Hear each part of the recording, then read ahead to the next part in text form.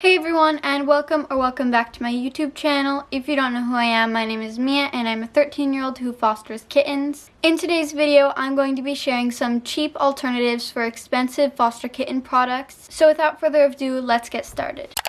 So the first one is a stuffed animal instead of a snuggle kitty. So snuggle kitties are very popular for whenever you're fostering kittens or puppies, and they can be quite expensive, but that is because of how good quality they are and they have a heartbeat. But if you already have a stuffed animal and you don't feel like spending so much money or spending any money at all, then you can just use that stuffed animal you have so you don't have to spend any more money. And if you feel like spending some money and you're okay with that, you can always buy a heartbeat thing to put inside of your stuffed animal, which is still kind of expensive for what it is, but it is worth it and kittens really like it. The next one is, instead of using an incubator or a clear tote, if you don't have one, you can just use a box, because boxes work perfectly fine. Just make sure it's not too big or too small, because you don't want it to be too big for the kitten, especially if it's younger, and you don't want it to be too small for the kitten as well. This next one is a heating pad instead of a snuggle safe. So snuggle safes, like snuggle kitties, are pretty expensive and they're also pretty popular. If you're planning on using a heating pad, then make sure that it will go non-stop and doesn't have a timer, because if it just randomly turned off, that could be really bad for the kitten. This next one I did, and you'll see in some of my first videos that I had a cardboard playpen instead of a store-bought playpen, because if you buy a playpen that's an actual playpen, they are pretty expensive if you want a really good one.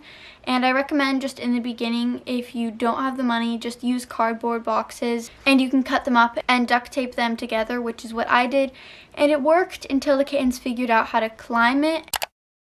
This next thing is not an item, but anything thrifted. So I've gotten a lot of my stuff thrifted, and they're just way cheaper and they still work great. You can use cardboard boxes for so many things, and I think this is the third thing that includes a cardboard box.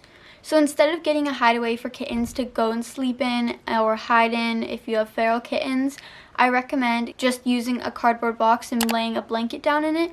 You can also lay a blanket down over covering it if you have kittens that are not used to your space yet.